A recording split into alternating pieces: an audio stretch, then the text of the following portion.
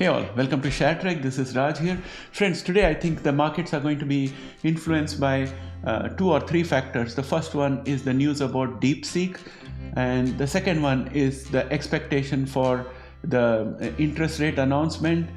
And I'm going to talk about these two in detail. And the third aspect I would talk about is the position that we are in on the technical chart for indicators as well as futures.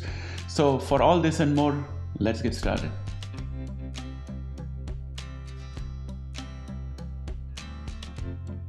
Welcome back, friends. As you can see, we are in the CNBC website and all the index futures are negative. Even the oil market and the US 10-year yield has dropped. So overall, there seems to be like a bottom is falling off the floor. And one of the big culprits out here is the headline that says Nvidia falls 14% in pre-market trading as China's Deepseek triggers global tech sell-off. So I'd like to say, first of all, that we should not rely 100% on pre-market trends. Pre-market is not always right. So that's point number one. Point number two, I think that it is literally impossible to have the same kind of performance or a matching performance to the open AI and other AI systems that we have by working on H800 chips. So I'm thinking that probably there has been a sanction leakage somewhere, and H100 chips are definitely being used in those models.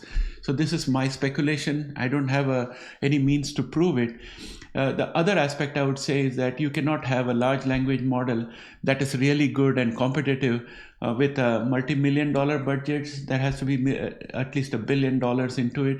That's my feeling based on everything that I have seen so far. And this morning I tried to use the Deepseek model. I'm a retail investor and I've been using Google's Gemini. I've been using ChatGPT. I've also been using Claude. And I also found that in my cell phone, when I looked for deepseek.com, which has been advertised, when you search for Deepseek, that's the first sponsored link that comes on the top. And when you click on that, when I clicked on it, I was told that the website could not be reached. So putting all those things together, I think whatever the market is doing here, if it is based on the news about Deepseek, then I think it's overreaction. However, we could also look at the other possibility, which is the economic calendar.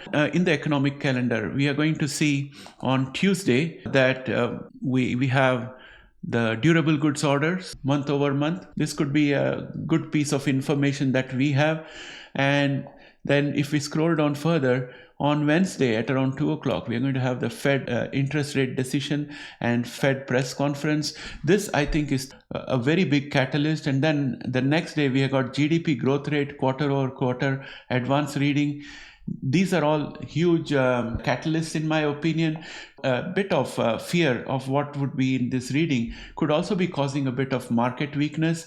And then I take the third clue from the charts. If I go into NASDAQ futures and look at NASDAQ futures, you already are familiar with this chart. This red line out here is the resistance that we have not been able to break since the 18th of December 2024. We've made multiple attempts, we failed, and every time that we failed, we had this diagonal line of support, this diagonal green line, giving us support, and we bounced back from it. Today what has happened is we have come very close to that line, we went down and we got pushed up by not only that line of support, but also another diagonal line of support which has been there with us all the way from 8th of August. So we have a lot of support out here, and I think that pre-market also we are down 3.99%. I'm expecting this to improve. We will bounce back up from this diagonal line of support. That's my expectation. And then our resistance is again going to be 22,079.75. I think this is a bull flag structure. Typically bull flags break out on the upside. That's what I'm expecting going forward. The next favorable thing is also that the 10-year yields are falling, and when the 10-year yields fall, money goes into stock market and gold. So I'm thinking that we are well set up. This could be an opportunity to buy some really good stocks which have fallen significantly and ride the way back up. Again, these are my personal opinion, not financial advice. So please do your own due diligence. Remember, you are responsible for your decisions of buying and selling stocks, regardless of wherever you hear any inspiration from. So please do your own due diligence before investing. That said, now let's go into our watch lists. Well, friends, we are in our genomics watch list. I'm looking at Verve. As I mentioned at the onset itself, I think today there has been an overreaction on the AI side, which has potentially spilled over into the entire market. So it's going to be very difficult to determine which way the market will go, because if there's a bounce back, then I can expect all the genomic stocks to bounce back today, because they had been red yesterday, except the notables like Grail, which was heavily positive yesterday. I think that I'll keep this session a bit short. Verve is continuing to look decent, and it has kind of consolidated where it was yesterday, and it has not dropped down too much in the pre-market action. It is down only 0.38%. The earnings are due on the 26th of February, so that's a long way off.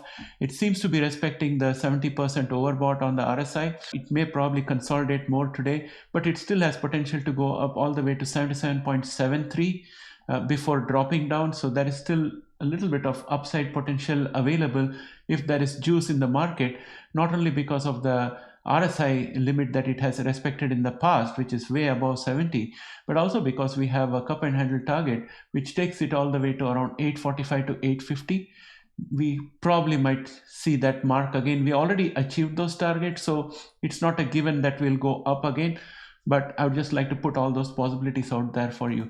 Ginkgo Bioworks is down 7.88%, promptly giving off all the gains it had in the last 3 days.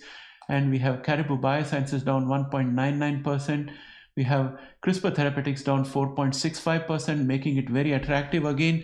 We still have support out here at 42.84, which has been breached in the pre-market trading. I'm not going to convert that into a resistance right now. I want to see what happens when the market opens. Is it an overreaction to the three factors I mentioned earlier? If that was the case, we'll still have this support at the end of the day. So I'm not changing anything. I don't want to jinx anything out here. MACD is healthy. Momentum is also pretty decent. Next, we look at Grail, which was up 10.17% yesterday, 4 straight days of gains. And pre-market it's down 4.16%. There's a lot of bullishness riding on Grail, and with all this jump out here, there might be an amount of profit taking out there, and that's why I think there will be a little bit of giving up of the gains today. Prime is down 1.59%. It's still within the bear channel. I have nothing more to say on that. Beam is down 3.70%. It's still below the 200-day exponential moving average, still bearish. And we have Altimmune, which is down 1.29%, still below the 200-day exponential moving average. And MACD is bullish and momentum is below average, so nothing much to hope about here unless we have a catalyst in terms of data release for pemvidutide. Then we have Bluebird Bio, which is down 1.15%, still above the line of support out here, which happens to be at 7.66. Right now we are at 7.71. So a little bit of margin available out there, but anything can happen when the market opens. Allogene has got no trades pre-market. mRNA is down 0.87% in pre-market trade. ARCG is down 2.88% in pre-market trades, and we have PACB down 3.25% in pre-market trade. Intelia is down 7.28% in pre-market trade, and it's below the line of support today from this diagonal line of support of the bear channel from before, so it's not looking that great. Illumina is down 1.47% in pre-market trade. It has fallen below the 200-day exponential moving average, and I think I'd like to wait and see what happens further. Maybe it consolidates, or maybe it starts falling down further. I think we have the reverse head and shoulder target, which is for 103.69. The potential of this happening seems to be much higher this morning. IMTX is up 2.50% in pre-market trade. Let me see if there is any news. No news out here. It's just sentiment driven. Eritas is down 2.17% in pre-market trades. Iowa is down 1.92% in pre-market trades. Unicure is up 0.51% in pre-market trades. SANA is down 2.66% in pre-market trades. And Vertex, I have added Vertex here because of what I mentioned about the anti-CD117 technology. Vertex has got a share in it, so I think I'll also like to watch Vertex, which is down 1.22% today, and it had gone down significantly, and it's doing a gap fill right now, and the moment it crosses the 200-day exponential moving average, I'll be very much interested. MACD, momentum, everything is good. We also have earnings coming on 11th of February. Of course, the CashJV thing is also at play here, apart from other therapies that Vertex has got, which it has monetized and it's making earnings on. So my friends, that brings me to an end of the genomics forecast for today. And I hope you have a great day in the markets. All the best. I'll catch up with you again in the next video. Bye for now.